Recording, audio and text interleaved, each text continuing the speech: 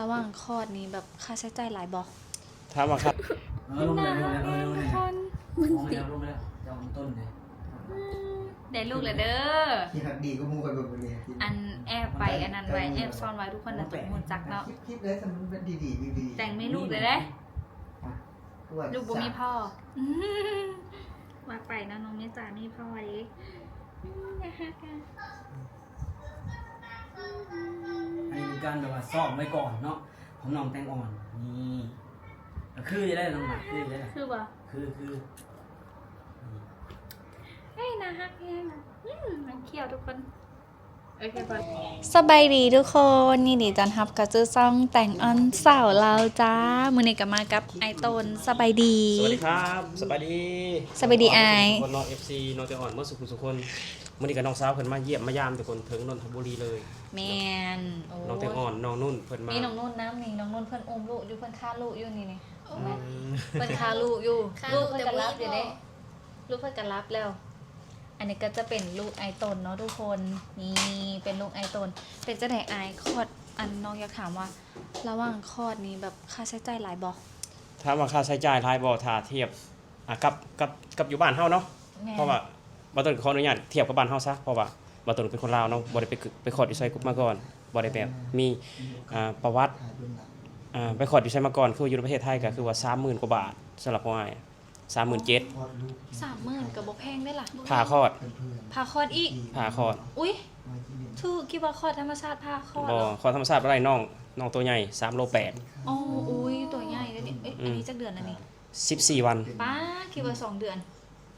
ตัวใหญ่น้องตัวใหญ่ 14 วันคือผ่าคลอดเพราะว่าหมอวินิจฉัยเพิ่นว่าคลอดเองบ่ได้เนาะน้องก็แบบว่าบ่ได้เอาหัวออกมานะคือว่า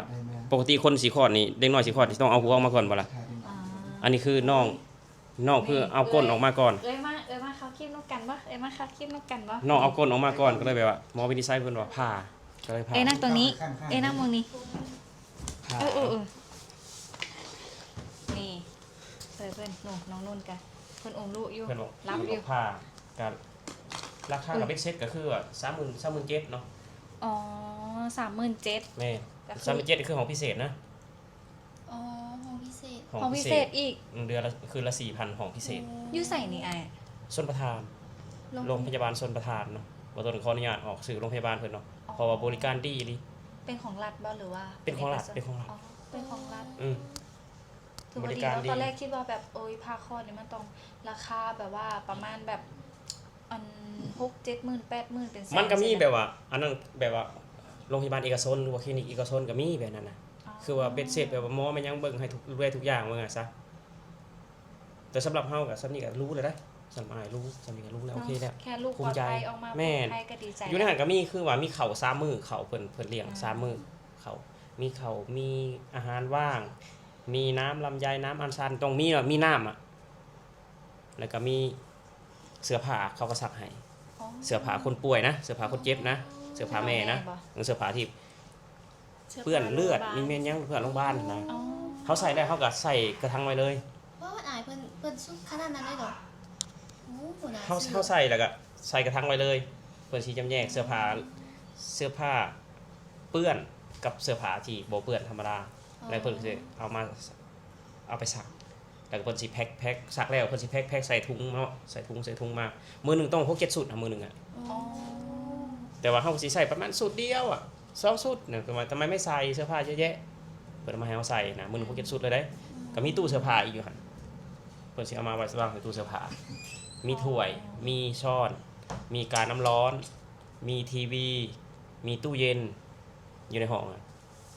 แล้วก็มีโซฟาสำหรับญาติไปนอนเฝ้า อ๋อ มีโต๊ะอาหาร อ๋อ คืนละ 4,000นี่นะ โอ้ อืม ก็ถือว่า แบบเหมือนคอนโดอ่ะเคยเห็นบ่คอนโดอะเป็นนั่นล่ะ โอ้ เหมือนคอนโดเลยเฮากับแบบว่าอยู่แบบบ่มีไผกวนเฮาสบาย อืม หลังจากพาคนนั้นออกมาฟื้นแล้วก็อยู่ในครอบครัวเฮาแหละลูกเฮามีเฮาแค่นี้แหละเขาเพิ่นก็มาหามาให้เฮากินทุกวันตอนเช้าเที่ยงเย็น โอ้ ถ้ามาเฮาอยากซื้ออย่างอื่นเพิ่มเฮาก็ลองไปซื้อมาอื่นเพิ่มมากินได้ อืม อืม เดี๋ยวลองถามเอ้ยเพื่อนเอ้ยชื่ออย่างนะสบายดีเอ้ย สบายดีซื้อมนต์จ้ะ ชื่อมอนเอ้ยชื่อปีแหละ 20 ปีนี้ โอ้ไอ้เท่าไหร่ อ อ้ายนะ 42 อ้ายกับผมอ้ายก็อายุบ่หลายได้42มื้อเดือนพฤ มี ษภาคม เมียเด็ก โอ้ พี่เตงอายุเด็กกว่าพี่เตงอีก แม่นซะ2 ปีสิเขาซะ3แล้วมิถุ คื นา อยัง นี้ บ่มีลูกซะ เปลี่ยงโอ้ยขอโทษค่ะขอโทษ อันนี้วันที่10อะไรเดือนกุมภาเนาะเดี๋ยวเนาะ12กุมภา บอก10เท่าไหร่ปะลืมเลยคือว่า20กับประมาณ2เดือน20ปีกับประมาณ2เดือน3เดือนเนาะเดือนนี้ก็เดือน3เดือน4 แล้วไปจะได้พาคลอดเจ็บบ่ตอนนี้ยังเจ็บแผลอยู่บ่ ตอนนี้เฮาเอาผ้าที่เขาติดแผลรู้สึกเจ็บอยู่ อ๋อ เจ็บข้างนี้ข้างซ้าย ยังเจ็บอยู่ แม่นเสียว แล้วตอนจะเขาเจ้าพาคลอดเนี่ยเขาเจ้าแบบใส่อันเขาเจ้าเรียกอีกอย่างนะฉีดยากัญชาบ่ โอ้ยาสลบ ต้องยาสลบเลยเหรอ บ่เพราะว่า ใส่วิธีบล็อกหลังหน่อย บอกหลังเพิ่นบอกหลังเพิ่นฉีดยาเข้าสัน ไข หลัง สันหลัง อ๋อ เฮ็ดให้มึน มึน ให้มึน แต่เฮา อย่ามึน เฮารู้สึกโต รู้สึกตัวบ่ได้สลบ บ่ได้สลบแต่รู้สึกโต บอกเล แต่ ย บ่ ว่า เจ็บ ถ้าน้องไปพาคลอดนี่น้องสิแบบจิรับตาเพราะว่าเป็นคนยามเลือดยามมีด อันนี้คล้ายๆแบบในละครเขามีผ่ากันเด้ อ๋อ เขาบ่ให้เห็น เฮาบ่ให้เห็น บ่ให้ แม่ เห็นดอก เฮาก็นอนซื่อ อืม แต่เฮารู้สึกโตแต่ว่าบ่เจ็บบ่เจ็บ บ่เจ็บบ่ บ่เจ็บแต่รู้สึกโต ลูกอกนี่ คือบ่ได้ใส่ยาสลบเข้าใจบ่คือว่าบ้านเฮานี่ใส่ยาสลบเวลาเฮาไปผ่ามาไขล้างบ่ผ่านี่บ่บาดเฮาสิใส่ยาสลบ อ๋อ พอเขาฟื้นขึ้นมาแล้วคนสิบ่เต็มบาทคนนี่สิสติก็สิเปลี่ยนไปนะ อ๋อ แต่ว่านี่คือว่าใช้วิธีบล็อกหลังสติจะเป็นมาได้ก็เป็นมานั่นคือบ่ได้สติบ่ได้เปลี่ยนไป อ๋อ อืม คำบ่เจ็บก็ คือ ไม่ดีเนาะ คือเอ้ยปาต้นเนาะคือไปผ่านะผ่าอยู่บ้านเฮาจะเขาใช้วิธีหยังวิธีจะสลบเหรอวะพ่อออกมาจากโรงพยาบาลเนี่ยนิสัยเพี้ยนไปกว่าเก่า อ้าวบัดเอา เพี้ยนไปได้สู้เจ้าสังเกตเลยถ้าคนผ่าตัดอยู่บ้านเฮานิสัยสิเพี้ยน แม่แต่ว่าแม่ สิเพี้ยนไปประมาณ5เดือน6เดือนบางคนเป็นปีหนึงอะยังกลับมาเหมือนเดิม อ๋อ สังเกตมั้งโลก อ๋อบอก สังเกตว่าผ่าคนผ่าตัดได้บ้านเฮาได้ แม่แต่ว่าซะนะแม่แต่ว่าแม่ คือ จงเก่งเนาะ คือบ่เฒ่าบ้านต้นนี่นั่นเนาะแม่ย่างไปนำเมียมันมึงมันเว้นออกมาแต่ห้องผ่าตัดฮะเดี๋ยวนี้ใครเนี่ยหึงเมียห่วงเมีย อ๋อ ตอนนี้ใครเนี่ยตอนนี้คือธรรมดาตอนนี้พอเป็นปีหนึงเด้เดี๋ยวสติเก่ากลับมา นี่มันสิเพี้ยนไปนี่กับคนครับทางผ่าตัดที่บ้านเฮา แล้วไปจะไหนน้องแบบแข็งแห้งแล้วก็เลี้ยงง่ายบ่ แข็งคือแบบบ่ได้อบ บ่ได้อบบ่ได้เหลืองน้องบ่ได้เหลือง น้องชื่ออย่างนะ น้องเมษา น้องไม่สักคือว่าเจอกันตอนนั้นท้องแล้วบ่ ตอนนั้นยัง ไง คือวัยแถยังบ่ทันเฮาปีหนึง ฮอดปีได้น้อง ปีแล้ว ปีไรปีไร ใครมา ปีแล้ว ตอน บ่ เจอกัน เพื่อนแจ๊ค ปีไร ตอนนั้นน้อง สบายดี โอ้ยสวัสดีป้า เจอคนดัง แก่งเลยสวัสดีสบายดีอาย สวัสดีครับ สวัสดี บอส เอา เจ็บ ไปที่ สวัสดีครับ มาแจ๊บ สบายดีอาย สบายดีครับผมเป็นกล้อง น้องเหนื่อยแล้วบ่ เป่งเลย น้องเมื่อยแล้วบอกมา ว้าวบ่เมื่อยบ่เมื่อย อยากหอมได้แต่ประกัน มาพี่ไปกินนั่งเล่านะมานั่งถ่ายดิ นะฮะพี่ดีเนาะนะฮะเนาะ คุมได้ตลอด ไม่ได้แน่นอนครับ เป็นจังไดแต่ว่าตอนนี้แผลก็คือแบบเริ่มดีขึ้นแล้วแม่นบ่ มองไปนัดไปทางโน้นแล้วมองไปทางนึง โอ้ขอโทษด้วยอายอันนี้คบกันดุดแล้วบ่เฮ้ยยังหัว ก็3 ปีกว่าเนาะ3 ปีกว่า4 ปีแต่งงาน4 ปีแล้ว เฮ้ยผมว่าเนาะอายก็แผลได้4.2 แม่ อ๋ออันนี้ 28เพื่อน12ไม่ได้28 ตัวบ่คือเลยตัวเลย โอ้ยแต่ว่าอายยังนานเด็กอยู่นะตอนแรกที่ว่าอันแบบ30จังซี่นะ30ต้นๆสินะ ดีใจบ้างเสียว30ต้นดีใจนะ ดีใจแล้วเนาะโอ้ยเอ้า เป็นยังไงเพื่อนแบบว่ามา เอ้ยนะฮะเนาะตอนแรกที่ว่าอัน ดี เล่า ใจ ไปเรื่อยนะ มี สรุ ลู ป กสาวมีคนหักคนแพงร้าย อืม ก็ดีใจเนาะ แต่ ดี ว่า ใจ ตอนนั้น คือดีใจเนี่ย ตอนนั้นไม่ได้ถามอายุ มีคนเอ็นดู ถา เขา มเจอกันแต่ไม่ได้ถามเนาะ ทั้งจะ เขาเป็นคนตัวใหญ่ก็คืออายุแก่นะ น้ำหมด ตัว เสี ให ย ญ่ ก็ดีใจนะ แล้วไปเจอกันที่ใส่นี่ค่ะ นี่แหละอยู่นี่แหละ คือน้องมีสาวคนมีบุญเนี่ย เอาบอกที่เราเจอกันอยู่ห้องเนี่ยนะ แต่งงานใกล้ๆกันนี่แต่ตอนเจอตอนนั้นกับเพื่อนประมาณ17 16 17ประมาณนี้16 ผักผู้เยาว์เพื่อน แม่ ผู้ยาวเอาเรื่องผมเป็นยังไงกับผู้ยาวเอาเรื่องกับผมเป็นยังเนาะถ้าว่าภาคผู้ยาวน่ะ นี่เด้เพื่อน นี่คันภาคยาวทุกคนนี่เอาเรื่อง มันคือเฮาบ้านเฮามันก็แตกต่างกันได้ถ้าเฮายินยอมกันก็บ่เป็นหยังอ่า อยู่พี่ พี่คือร้าน อ่า การยินยอมจากผู้ปกครองก็คือ แม่น กัน ก็คือบ้านเฮามันเป็นลักษณะนั้นนะอันนี้ก็เพราะว่าเฮาบ่ได้แบบว่าไปทำร้ายเขาเด้บ่ได้ไปบังคับฝืนใจเขาหั้นนะ น้องนุ่นอยากได้บ่ โอ้หาพ่อยังไงตอนนี้ นึกว่าพอต้องเร่งทำนะบ่ ต้องเล่นทำนะ เดี๋ยวนุ่นสวนกับอ้ายได้หรือยังเดี๋ยว เฮ้ยได้ยินแววๆเด้ มียังไงอ่ะใส่อ้าย เอ้ยอายก็ได้ยินแววๆเด้ บ่มีได้อ้ายเลย ชีวิตแบบนี้นะชีวิตได้ แม่นบ่อันนี้ก็จะโต๊ะแข่งๆแล้วเนาะ เอาคือจกไว้แท้เนาะ เอ้าเดี๋ยว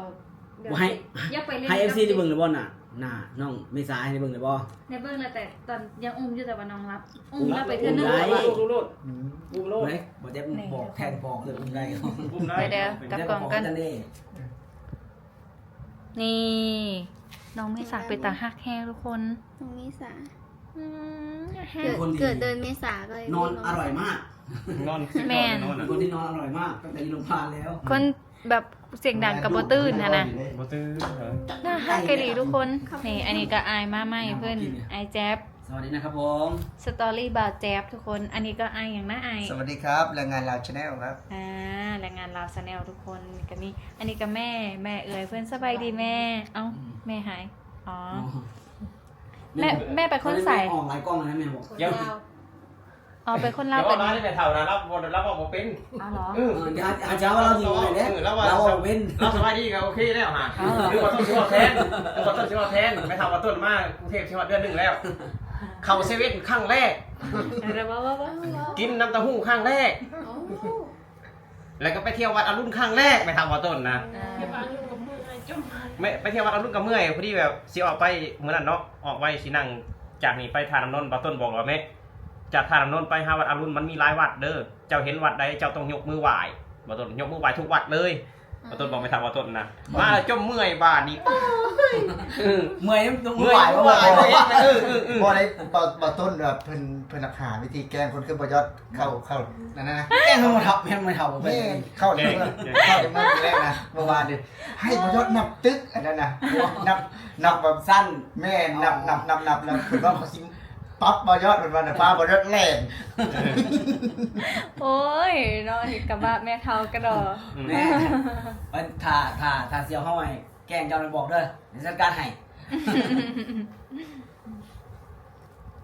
น้องเป็นรับแห้งทุกคนดู คนแบบว่าต่อให้บอกเสียงดังเลยน้องนอนสบาย ไปหื่นไปเลย น้องเก่งนะเนี่ยอุ้มนอนกันนาทีละนี่ ต่อจากตอนนั้นกินนมหลายนาทีเลยเนี่ยนี่10 กว่านาที สิบ ละ กว่าเลย เก่ง